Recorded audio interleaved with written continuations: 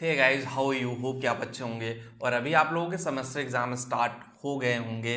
बहुत सारे लोगों के सेमेस्टर एग्ज़ाम दिसंबर के लास्ट से शुरू होते हैं। बहुत सारी यूनिवर्सिटीज़ के दिसंबर में होते हैं, बहुत सारे लोगों के जनवरी में होते हैं। तो सेमेस्टर एग्ज़ाम में अगर आपकी बैक लग गई गाइस ना, तो काफ़ी मुश्किलों का सामना आपको करना पड़ेगा। ये वीडियो पूरा एंड तक ज़रूर देखिएगा, और वीडियो अच्छी लगी और पहली बार अगर आप चैनल पे आए तो चैनल सब्सक्राइब ज़रूर करिएगा।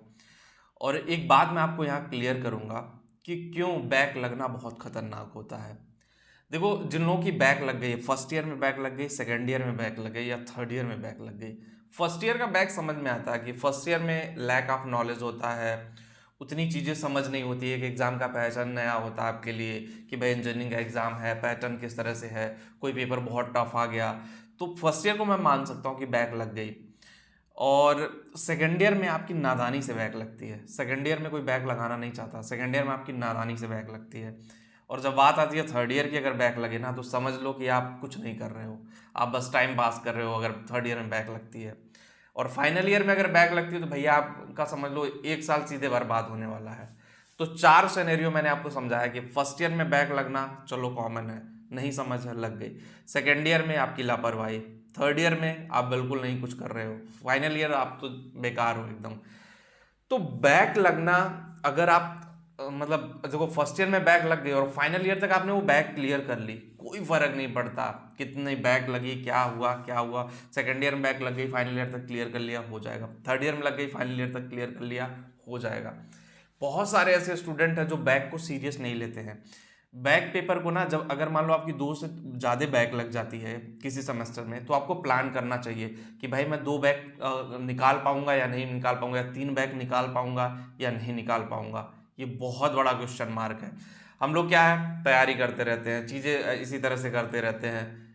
एग्जैक्टली आपको समझना पड़ेगा गाइस कि आप जो तैयारी कर रहे हो, आप जो प्रिपरेशन कर रहे हो, क्या वो सही डायरेक्शन में जा रहा है। अब 6 सब्जेक्ट हैं आपके मेन सेमेस्टर के, दो आपके बैकलॉग हो गए, टोटल हो गए 8 सब्जेक्ट। तो 8 सब्जेक्ट आपको क्रैक करना थोड़ा सा मुश्किल हो सकता है।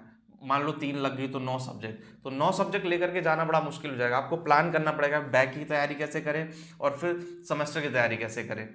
और उस चक्कर में क्या हो जाता है ना कि दो बैग निकालने के चक्कर में दो बैग और लगवा लेते हैं आप सेमेस्टर एग्जाम में। तो प्लान करिए, प्लान करके आप एग्जाम दीजिएगा। इस बिना प्लान अनप्लान्ड अगर आपने दे दिया, इंजीनियरिंग में क्या होता है ना, लोग हवा हवाई में ज़्यादा कूदते हैं। मैं हकीकत बता रहा हूँ, बुरा भी लग रहा होगा, बहुत सारे लोगों को ये वीडियो बुरा लग रहा होगा जिनकी बैक लगी होगी कि मैं क्या बोल रहा हूँ। लेकिन बुरा लगना चाहिए। जब तक आपको बुरा नहीं लगेगा तब तक आप पॉजिटिव माइंडसेट के साथ सोचोगे नहीं। आपका फ्यूचर है यार, कोई नहीं सोचने वाला। नो वन कैन लिसन, कोई भी न सुनने वाला है ना कोई सोचने वाला हो। आपके पेरेंट्स इतना पैसा आप पे लगा रहे हैं, 10 लाख रुपया मिनिमम आप इंजीनियरिंग में इन्वेस्ट कर रहे हो। ऐसा नहीं सिर्फ बीटेक की मैं बात कर रहा हूँ, पॉलिटेक्निक वाले भी हैं। तो इतना पैसा आपके घर वाले लगा रहे हैं, इतना पैसा आपके लिए इन्वेस्ट किया जा रहा है। तो अगर आप नहीं पढ़ोगे तो कैसे आपकी लाइफ आगे बढ़ पाएगी।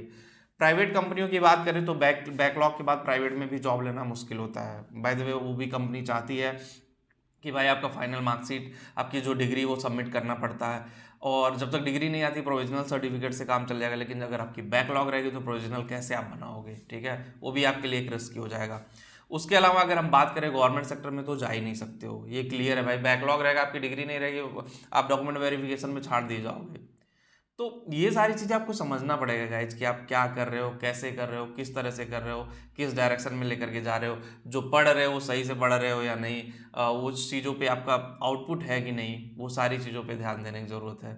तो ट्राई यही करिए, चाहे बीटेक कर रहे हो, पॉलिटेक्निक कर रहे हो, कुछ भी आप कर रहे हो, बैक ना लगे तो बेटर है। क्योंकि प्राइवेट सेक्टर में भी अब दिक्कत है, गवर्नमेंट सेक्टर में तो पहले से था ही दिक्कत।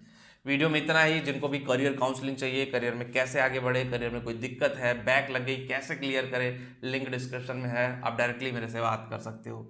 मिलते हैं आपसे नेक्स्ट वीडियो में। Thank you.